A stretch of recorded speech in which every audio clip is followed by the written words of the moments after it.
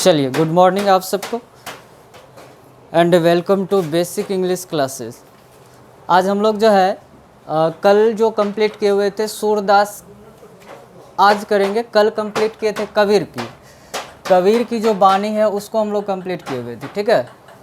तो आज हम लोग छपे नेक्स्ट काम करेंगे, छपे का सूरदास के छपे के बारे में बात करेंगे। और छपे का अर्थ ही होता है, हमने आपको पहले भी बताया हुआ था कि छपे का मतलब होता है 6 पद। आप इसमें काउंट कर सकते हैं, 2 इसमें है, 2 इसमें है, 2 इसमें है, तो 6 हो गया। तो देखते हैं नाभादास जी ने सूरदास के बारे में क्या और कैसे बताया, ठीक है। तो शुरुआत करें। पहले पढ़ने के लिए आपको समझ में आना चाहिए कि सूरदास ने जो पहला पंक्ति दिया, पहला गे पद जो दिया, पहला छपे जो दिया, क्या और कैसे दिया उसको समझना है, ठीक है। लिखा हुआ है क्या, युक्ति चौज अनुप्रास वर्ण अस्थिति अति भारी, वचन प्रीति निर्वही अर्थ अद्भुत तुकधारी। समझ में आ रहा है। अब देखिए, युक्ति का मतलब होता है क्या, कविता या इसकी काव्य। इसमें नाभादास जी ये कह रहे हैं कि ये सूरदास जी का जो छपे है, सूरदास जी की जो काव्य है वो चौज से भरा हुआ है। चौज करने का मतलब ये हुआ कि चमत्कार। पहले आपको समझ में आना चाहिए कि चौज का मतलब क्या होता है, चमत्कार। ये चमत्कार से भरा हुआ है। मतलब क्या, जब आप सूरदास की कविता वगैरह सब पढ़ोगे तो आपको ऐसा लगेगा कि भाई ये इसमें चमत्कार हो गया, ठीक है। ऐसा अद्भुत बात आपको देखने को सुनने को मिलेगा, उसमें पढ़ने को मिलेगा, तो लगेगा चमत्कार हो गया। इसकी कविता में अनुप्रास वर्ण है। अनुप्रास वर्ण करने का मतलब हुआ, इसमें 2 बात है, एक अनु और दूसरा क्या, प्रास। अनु का मतलब होता है बार बार, ठीक है। अनुप्रास, प्रास का मतलब वर्ण। तो वर्ण तो यहाँ पर स्पष्ट लिखा ही है। तो वर्ण का मतलब आपको समझ में आना चाहिए आप सबको। जैसे इंग्लिश में वर्ण होता है जिसको अल्फ़ाबेट कहते हैं। तो टोटल अल्फ़ाबेट 26 है, ए से लेकर के जेड तक। लेकिन अगर हम लोग हिंदी की बात करते हैं तो हिंदी में ओ से लेकर के आपको समझ में आना चाहिए टोटल 52 है, ठीक है। तो वो उसको क्या कहते हैं, वर्ण। कल हमने वर्ण के बारे में और भी बताया था। वर्ण का मतलब क्या होता है, जाति होता है। 4 जाति होता है, कल हम लोग डिस्कस किए होते। लेकिन यहाँ पे ये दूसरा वर्ण होगा, ठीक है। यहाँ पे अक्षर की बात होगा। ये वर्ण को ही क्या कहते हैं, अक्षर कहते हैं। तो यहाँ पे अक्षर की बातें होगी, ठीक है। तो आप सबको बढ़िया समझना है। तो इस सूरदास की जो कविता है चौज से भरा हुआ है, चमत्कार से भरा हुआ है, ठीक है। अनुप्रास वर्ण है इसकी कविता में, क्या है, अनुप्रास वर्ण है। अनुप्रास का मतलब होता है बार बार, और अनु का मतलब बार बार, प्रास का मतलब वर्ण। वर्ण तो यहाँ भी लिखा हुआ स्पष्ट रूप से। तो अनुप्रास वर्ण है इसमें। अनुप्रास वर्ण का मतलब होता है बार बार वो वर्ण आएगा, वो लेटर जो होगा, अक्षर जो होगा वो बार बार आएगा। अब जैसे देखिए कैसे बार बार आ रहा है, आप ज़रा समझिए। यहाँ पर अ से देखिए, यहाँ भी देखिए अ से, यहाँ भी देखिए अ से, ठीक है। अब देखिए ज़रा समझिए, निर्वही प्रीति, तो इसमें भी है, तो देखिएगा आपको, तो इसमें भी है, तो इसमें भी है। रिपीट होता है वर्ड। तो आप सोच सकते हैं इसकी कविता जो है रिपीट वाला कविता होगा। आप देख सकते हैं बार बार एक ही चीज़ रिपीट होगा। 2 बार 3 बार अगर रिपीट होगा तो समझेंगे उसको क्या है, कौन सा वर्ण है, अनुप्रास वर्ण है, ठीक है। तो बताइए, सूरदास की कविता में जो है चमत्कार और अनुप्रास वर्ण से अस्थिति अति भारी। अस्थिति अति भारी मतलब क्या है, इसकी कविता में जो है चमत्कार, अनुप्रास वर्ण और अस्थिति अति भारी मतलब क्या हुआ, ये सब चीज़ों से भरा हुआ है, ठीक है। ये सब चीज़ों से क्या भरा हुआ है। चाहे चमत्कार की बात करें, अनुप्रास वर्ण की बात करें, ठीक है, वह एक प्रकार से एडजस्ट है। अति भारी मतलब क्या, भरी हुई है, ठीक है। अब आगे बढ़ते हैं। वचन प्रीति निर्वही अर्थ अद्भुत तुकधारी, ठीक है। वचन प्रीति, प्रीति का मतलब होता है क्या, प्रेम। आप समझ सकते हैं इसको। प्रीति का मतलब क्या होता है, प्रेम होता है। और वचन का मतलब होता है क्या, बोली या वाणी, ठीक है। देखिए सूरदास जी जो है वचन प्रीति निर्वही अर्थ अद्भुत तुकधारी, इसकी जो कविता है, सूरदास जी जब भी अपनी कविताओं की शुरुआत करते हैं, शुरुआत जब भी आप इसका कविता पढ़ोगे, ठीक है, ये जो शुरुआत करते हैं ना, ये प्रेम से शुरुआत करते हैं। जब ये कविता का प्रेम से शुरुआत किया, प्रीति से शुरुआत किया, तो उसका अंत भी निर्वहन मतलब का अंत तक जब तक वो कविता शुरू स्टार्ट रहेगा तब तक वो प्रेम वाली ही बात बोलेंगे। ऐसा नहीं कि दो तरह की बातें नहीं करेंगे। शुरुआत में उन्होंने प्रेम भरी बातों से शुरुआत किया कविताओं को, तो निर्वहन अर्थ यानी कि अंत तक वो क्या करेंगे, उसी प्रेम वाली बातों को लेकर के वो कंप्लीट करेंगे। ठीक है, तो समझ गए इसकी कविता क्या है कि ये प्रेम भरी बातों से जो अपनी कविता की शुरुआत करते हैं तो उसका अंत भी उसी तरीक़ा से करते हैं। अब देखिए अद्भुत तुकधारी, इसकी कविता जो है एक प्रकार से अद्भुत तुकधारी है। तुकधारी का मतलब क्या होता है, संगीत में लयबद्ध है। ठीक है, संगीत में लयबद्ध का मतलब क्या होता है, जैसे हम लोग गाना वगैरह सब गाते हैं ना तो सुर मिला के गाते हैं। ऐसा नहीं कि सुर मिला के गाते हैं, बेसुरे गाएंगे तो फिर दिक्कत। कोई भी आप बात बोलिएगा एक प्रकार से सुर है, जैसे इसमें देखिए सुर है पूरी तरह से। वहाँ पर देखिए उक्ति चौज अनुप्रास वन अस्थिति अति भारी, यहाँ पर अति भारी, यहाँ पर तुकधारी है, सेटिंग बढ़िया हो रहा। ठीक है, यहाँ पर देखिए भासी है तो यहाँ पर काशी है, सेटिंग हो रहा बढ़िया से। ठीक है, यहाँ पर ये उसके बाद देखिए यहाँ पर देखिए धरे है तो यहाँ पर करे है, सेटिंग बढ़िया है। तो गाना भी इसी तरह का सेटिंग में रहता है। ठीक है, तो तेरी मेरी कहानी वगैरह रानू मंडल जी का जो गाना है आप सुने, तेरी मेरी कहानी एकदम बढ़िया सा सेटिंग में था कहानी। ठीक है, वहीं पर तेरी या फलनामा चिल्लमा करता तो फिर दिक्कत होता, तो सेटिंग करके रहता है कि नहीं है। तो यहाँ पे क्या कह रहे हैं, इसकी कविता जो चमत्कार और अनुप्रास वर्ण से भरी हुई है। ठीक है, और ये सूरदास जी अपनी कविता की शुरुआत प्रेम से करते हैं तो उसका अंत भी क्या करते हैं, प्रेम से ही करते हैं। और इसकी कविताओं में क्या है, एकदम लयबद्ध और संगीतमय होती है इसकी कविता। समझ में आया ये चीज़, तो आप इस चीज़ को लिख सकते हैं। फिर से एक बार रिपीट करते हैं, इसकी जो कविता है, किसकी, सूरदास की जो कविता है वो क्या है, चमत्कार और अनुप्रास वर्ण से भरे हुए। अनुप्रास वर्ण का मतलब क्या होता है कि रिपीट होगा वो वर्ण, जैसे इसमें भी देखिए ओ है तो 2-3 बार रिपीट होगा, इसमें तो है, यहाँ पे देखिए तो है तो रिपीट होता है। ठीक है, तो बार बार जो रिपीट होगा उसको क्या बोलते हैं, अनुप्रास वर्ण बोलते हैं। ठीक है, तो इसकी कविता चमत्कार और अनुप्रास वर्ण से भरी हुई है। ये अपनी कविता की शुरुआत प्रेम भरी वचनों से करते हैं और अंत भी प्रेम भरी वचनों से ही करते हैं। और इसकी कविता में क्या होता है, एकदम लयबद्ध और संगीतमय होती है इसकी कविता, मतलब एकदम सिस्टम से होता है, सुर जिसको बोलते हैं। गाना वगैरह सब अगर सुर में गाओगे तो ताली बजता है, और वही बेसुरे हो जाए तो मर्डर करने का मन करेगा कलाकार का, होता है ना। आजकल के जो सारे लोग कलाकार हैं अपने आप में गाना गाता है। ठीक है, जब आगा कोनो चीने मिलेगा तो ऊँ करके निकल जाता है, देखते होंगे ना। जैसे बगल से अगर डीजे गुजर जाए गाना बजते हुए तो वो क्या बज रहा है उसको छोड़ देते हैं, उसको भूल जाते हैं, अपना डीजे शुरू कर देते हैं। जब अपना डीजे शुरू करते हैं तो आगे पता नहीं रहता, लेकिन 1-2 लाइन याद रहता है। सारे बच्चे को 1-2 लाइन हर एक गाना याद है, लेकिन जब वो गाना शुरू करता है, कब, जब गाना स्टार्ट करेगा ना तो आगा उसको सूर्य कोनो मिलवे नहीं करता है, मतलब शब्द क्या होगा इसके बाद। ठीक है, तो वो क्या करता है, तुरंत ट्रैफिक चेंज कर देता है, तुरंत उसका ट्रैफिक चेंज कर देगा, तुरंत दूसरा पकड़ लेगा। तो इसको बोलते हैं लय नहीं बोलते हैं, इसको बेलय बोलते हैं, इसको हम लोग लयबद्ध नहीं बोलेंगे। लयबद्ध का मतलब आप तरीक़ा से चल रहे हैं। ठीक है, तो समझ में आ गया होगा। तो इसकी कविता चमत्कार और अनुप्रास वर्ण से भरी हुई है, और ये अपनी कविता की शुरुआत प्रेम भरी वचनों से करते हैं और अंत भी उसी वचनों से करते हैं, प्रेम भरी वचनों से ही करते हैं। और इसकी कविता में क्या होती है, एक प्रकार से अद्भुत तुकधारी होती है। तुकधारी का मतलब क्या होता है, लयबद्ध और संगीतमय होती है। ठीक है, तो चलिए आप सब लिख सकते हैं, आशा करते हैं कि आप सब लिखेंगे। तो लिखेंगे, कल जो रिपीट हुआ था प्रस्तुत, आज थोड़ा सा चेंज करते हैं। ठीक है, एक ही चीज़ नहीं करेंगे, आज कुछ चेंज करते हैं, इसमें पंक्ति को हटा कर कुछ नया करेंगे। ठीक है, तो प्रत्येक दिन नया कीजिए। ठीक है, तो अच्छा रहेगा। एक के दिन भाते खाते रहिएगा तो दिक्कत होगा, कभी कभी चेंज भी कीजिए, रोटी भी खाइए, कभी कभी अपने आइटम वगैरह सब कुछ चेंज करते रहना चाहिए। भोजन वाले जो आइटम होता है उसको चेंज करते रहना चाहिए। ठीक है, इससे अच्छा रहता। चलिए बाबू शुरू करते हैं। उक्ति चौज अनुप्रास वर्ण, आशा करते हैं आप सब लिख लिए होंगे। अर्थ में आप लोग लिखिए। ठीक है, अर्थ में लिखिए। प्रस्तुत छपे, ये छपे है, पंक्ति को हटा देते हैं, छपे से बात करते हैं, उसे शुरुआत करते हैं। प्रस्तुत छपे नाभादास द्वारा, प्रस्तुत छपे नाभादास द्वारा,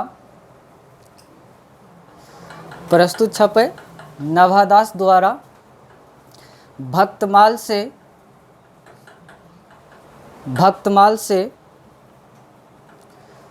प्रस्तुत छपे नाभादास द्वारा भक्तमाल से संकलित है, भक्तमाल से संकलित है, भक्तमाल से संकलित है, भक्तमाल से संकलित है, जिसके माध्यम से, जिसके माध्यम से नाभादास ने, जिसके माध्यम से नाभादास ने, नाभादास ने सूरदास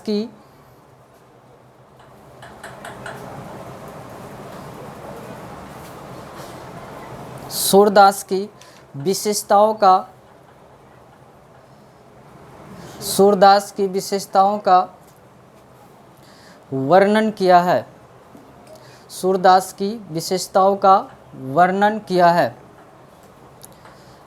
यहाँ तक लिख लिए होंगे। नाभादास कहते हैं कि, आगे उसी में लिखना है, नाभादास कहते हैं कि, नाभादास कहते हैं कि, नाभादास कहते हैं कि सूरदास की कविताओं, सूरदास की कविताएं, ऐसे लिखना है आप लोग को, सूरदास की कविताएं, सूरदास की कविताएं चमत्कार, सूरदास की कविताएं चमत्कार, अनुप्रास वर्ण, अनुप्रास वर्ण इत्यादि से भरी होती है,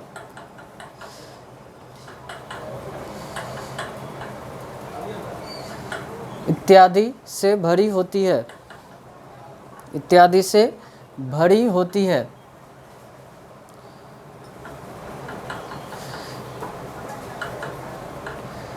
ये अपनी कविताओं की शुरुआत, ये अपनी कविताओं की शुरुआत, ये अपनी कविताओं की शुरुआत जिन प्रेम भरी, ये अपनी कविताओं की शुरुआत जिन प्रेम भरी, जिन प्रेम भरी, जिन प्रेम भरी, जिन प्रेम भरी वचनों से करते हैं, जिन प्रेम भरी वचनों से करते हैं, जिन प्रेम भरी वचनों से करते हैं, जिन प्रेम भरी वचनों से करते हैं, अंत भी,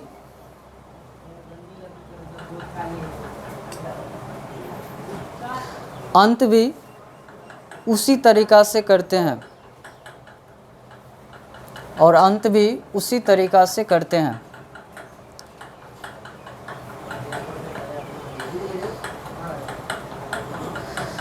सूरदास की कविताएं,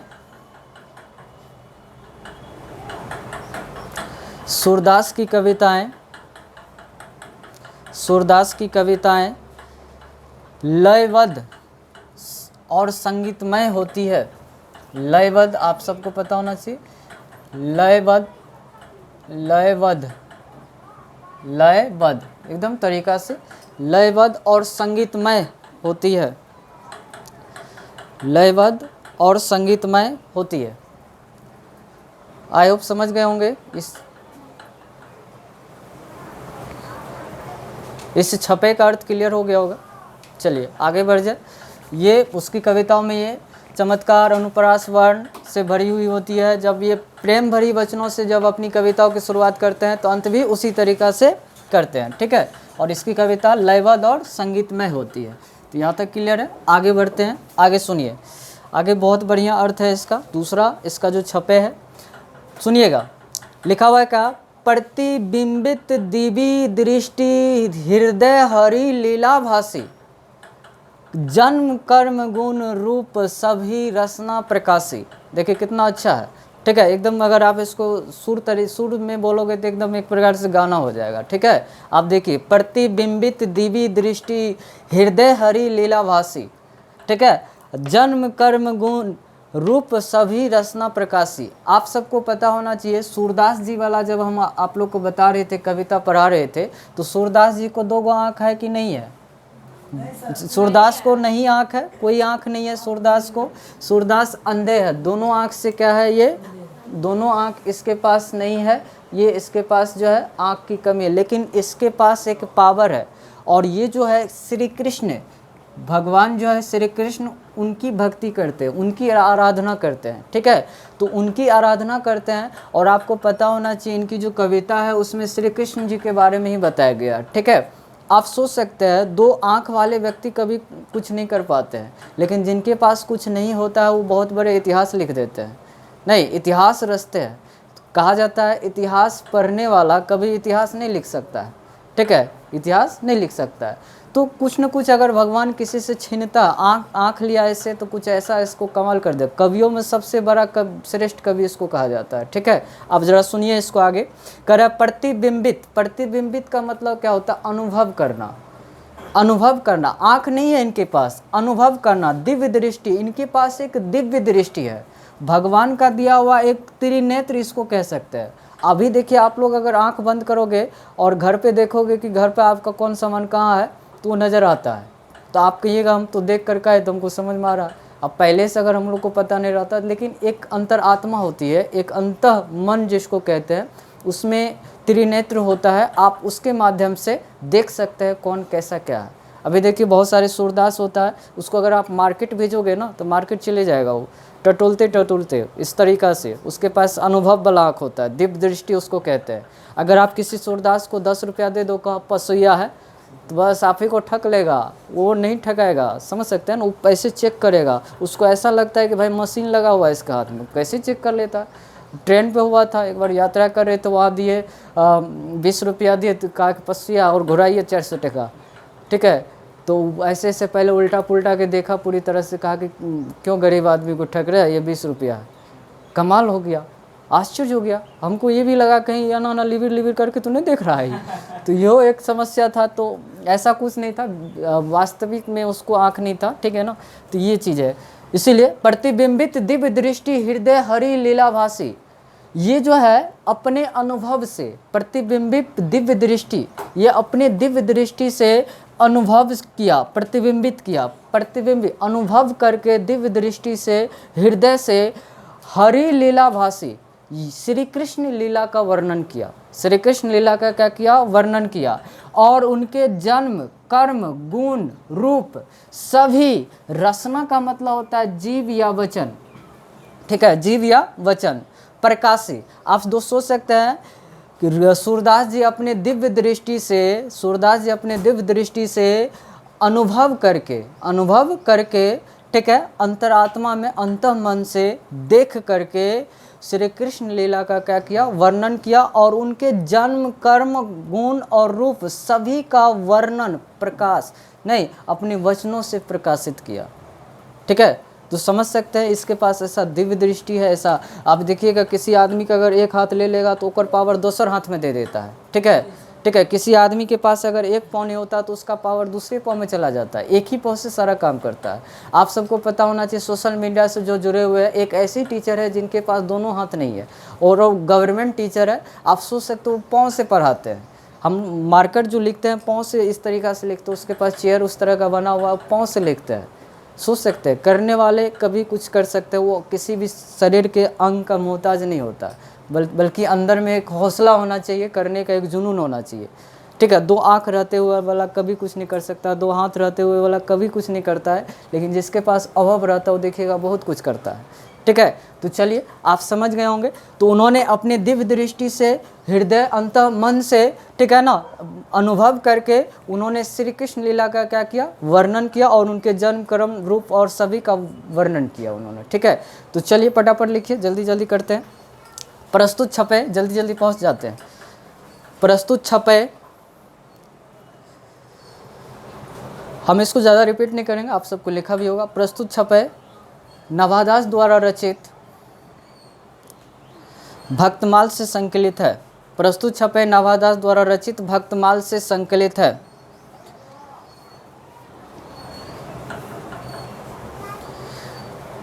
संकलित है जिसके माध्यम से कवि ने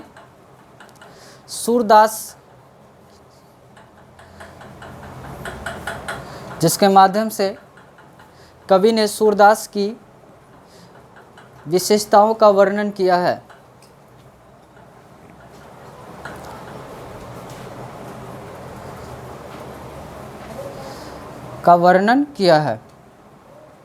वर्णन किया है। ठीक है, वर्णन किया है। कवि कहते हैं कि, आगे लिख सकते हैं या नवादास नाम भी दे सकते हैं। कवि कहते हैं, लिखा भी है, किसी को अगर छूट गया है तो इससे पहले वाला कोई रिपीट कर देना। ठीक है, तो इससे पहले जो लिखे तो वही वाला लाइन चलेगा, दिक्कत नहीं होना चाहिए। कवि कहते हैं कि सूरदास ने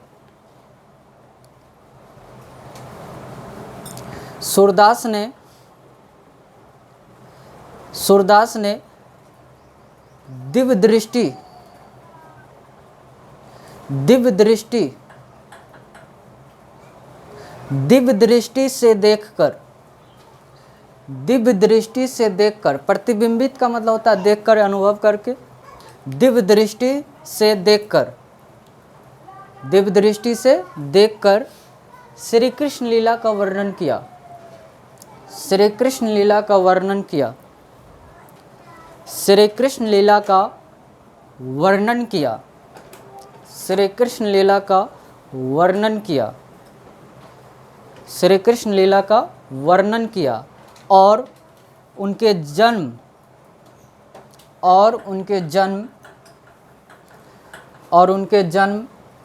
कर्म, कॉमा लगा के लिखना, उनके जन्म, कर्म, गुण और रूप,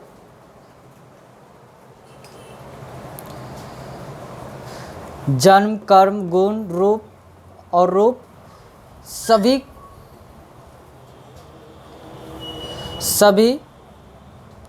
सभी को अपने वचनों से प्रकाशित किया। रचना मतलब वचन, जीव कह सकते हैं। सभी को अपने वचनों से प्रकाशित किया। प्रकाशी मतलब प्रकाशित किया। जन्म, कर्म, गुण, रूप सभी को अपने वचनों से प्रकाशित किया। उम्मीद है कि समझ गए होंगे। प्रतिबिंबित का मतलब होता है क्या? अनुभव करके, देख करके, समझ करके। ठीक है।